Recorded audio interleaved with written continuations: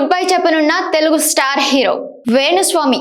ఈ పేరు గురించి ప్రత్యేకంగా పరిచయం చేయాల్సిన అవసరం లేదు.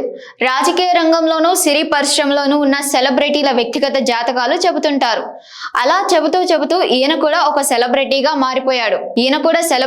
మారిపోయాడు. అనే దానికంటే ఆయనే ఒక సెలబ్రిటీలా మార్చుకున్నాడు అని చెప్పొచ్చు. చెప్పిన విషయాల్లో ఏదైనా జరిగిందా అంటే అది ఒకటే, సమంత నాగ చైతన్య విడిపోవడం.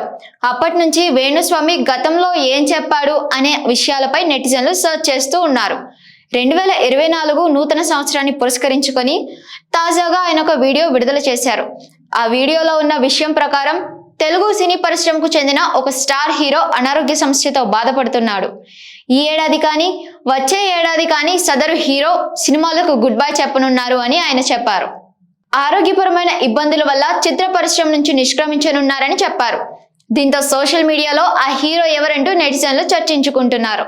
Pan India rebel star Prabhas అనారోగ్యంతో ఉన్నారని, ఆయన కెరియర్ అయిపోయిందని, ఆయన సినిమాలేవి ఆడవంటూ వేణుస్వామి ఒకటే ప్రచారం చేస్తున్నారు. అయితే డార్లింగ్ అభిమానులకు ఈయన దొరికితే మాత్రం దబిడిదిబిడే అంటున్నారు. ప్రభాస్ ఏ సినిమా చేసినా ఆడదు, ఫ్లాప్ అంటూ వేణుస్వామి చెబుతూ వస్తున్నారు. కానీ సలార్ చిత్రం బ్లాక్ బస్టర్ గా నిలిచింది. దీనికి వేణుస్వామి ఏం సమాధానం చెబుతాడంటూ ప్రభాస్ అభిమానులు మండిపడుతున్నారు. అయితే బాహుబలి తర్వాత 4 సినిమాలు చేస్తే 3 ఫ్లాప్ అయ్యాయని, సలార్ని సక్సెస్ అంటారా అంటూ డార్లింగ్ అభిమానులపై వేణుస్వామి రివర్స్ అవుతున్నారు.